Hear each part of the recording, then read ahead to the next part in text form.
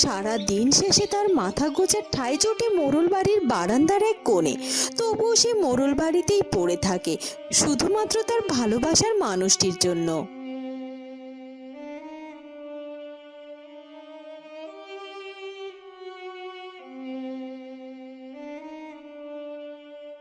আরে এই কুমারী, আজকে কিন্তু অনেক রকম রান্না বান্না করতে হবে।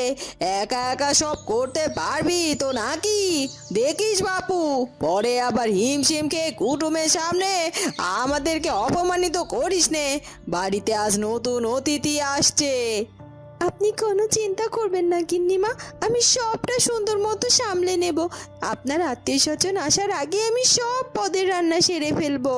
ঠিক আছে ঠিক আছে, ঠিকঠাক মতো সবটা করলেই হলো।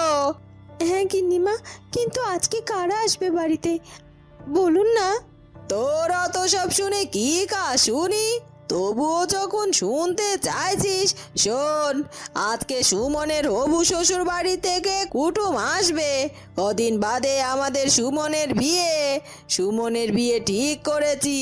কি সুন্দর যে তার বউ হচ্ছে সুমনের, সে কি তোকে বলবো। হবু বৌমা আসছে বাড়িতে, এলেই দেখতে পারবি। যা যা, এবার গিয়ে কাজে লেগে পড় তো দেখি। ও মা, তাই ছোট কর্তার বিয়ে ঠিক হয়েছে বুঝি? এ তো বেশ খুশির খবর।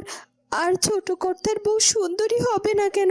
ছোট কর্তা তো নিজেই কত সুন্দর দেখতে, তার বউকে তো সুন্দর হতেই হবে। ও মা, তোর চোখ দিয়ে আবার জল গড়িয়ে পড়ছে কেন রে? কি হলো কি তোর আবার?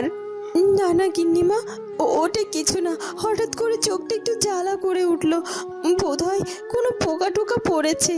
যাকে, আমার এখন এসব ভাবলে চলবে না।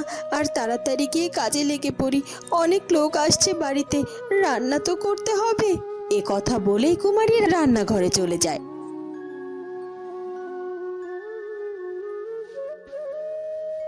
রান্নাঘরে গিয়ে সবার চোখের আড়ালে একা একাই কাঁদতে শুরু করে। ছোট কর্তার বিয়ে ঠিক হয়ে গেল। ছোট কর্তা অন্য কাউকে বিয়ে করতে যাচ্ছে। তবে আমি আর এ বাড়িতে থেকে কি করব? যার জন্য এই বাড়িতে এতদিন পড়ে থাকলাম, সেই তো জন্য কারো হতে যাচ্ছে। আজকের কাজটা শেষ করে আমি এ বাড়ি ছেড়ে চলে যাব।